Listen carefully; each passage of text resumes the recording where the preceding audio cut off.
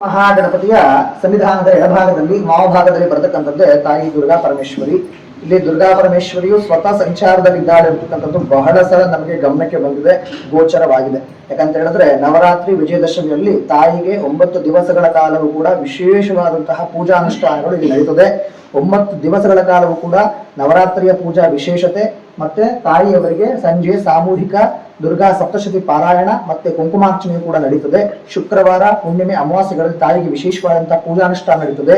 ಯಾರ ಮಂತ್ರ ವಾಮಾಚಾರ ದುರ್ಭಯ ವ್ಯಾಧಿಗಳು ಬಾಧೆ ಪಡ್ತಿರ್ತಾರೋ, ಮತ್ತೆ ಯಾವುದೇ ಸಾಲ ರೋಗ ದಾರಿದ್ರ್ಯಗಳಿಂದ ಕಷ್ಟಪಡ್ತಿರ್ತಾರೋ ಅವರಿಗೆ ಹುಣ್ಣಿಮೆ ಮತ್ತೆ ಅಮಾವಾಸ್ಯೆಗಳಲ್ಲಿ ಇಲ್ಲಿ ವಿಶೇಷವಾದಂತಹ ಯಂತ್ರ ಮಂತ್ರಾಲಯಗಳನ್ನ ಕೊಡ್ತಕ್ಕಂಥದ್ದು ಇದೆ. ತಾಯಿ ಅದಕ್ಕೆಲ್ಲ ಅನುಗ್ರಹ ಮಾಡ್ತಾ ಬೇಡಿ ಬಂದ ಭಕ್ತರನ್ನ ಉದ್ಧಾರ ಮಾಡತಕ್ಕಂತಹ ಕ್ಷೇತ್ರ ಇದಾಗಿದೆ. ದುರ್ಗಾ ಪರಮೇಶ್ವರಿ ಸ್ವತಃ ಸಂಚಾರದಲ್ಲಿರ್ತಕ್ಕಂಥದ್ದು ನಾವು ನವರಾತ್ರಿ ವಿಜಯದಶಮಿಯಲ್ಲಿ ಕೂಡ ನಮ್ಗೆ ಗೋಚರ ಆಗಿರ್ತಕ್ಕಂಥದ್ದೇ ಇಲ್ಲಿ ಬಹಳ ವಿಶೇಷತೆ.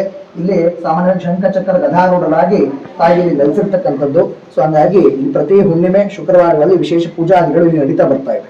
ಸೊ ಹಾಗಾಗಿ ಇಲ್ಲಿ ಸುಮಾರು ಭಕ್ತಾದಿಗಳು ಸುಮಂಗಲಿಯರು ಮಂಗಳವಾರ ಶುಕ್ರವಾರ ತಾಯಿಗೆ ಕಷ್ಟಕಾರ್ಪಣ್ಯ ನಿವಾರಣೆ ಆಗಲಿ ಅಂತೇಳಿ ಜೋಡಿ ಬೆಲ್ಲದ ಆರತಿ ನಾವು ಹೇಳ್ತೇವೆ. ಬೆಲ್ಲದ ಆರತಿಗೆ ಬಹಳ ವಿಶೇಷತೆ ಇದೆ.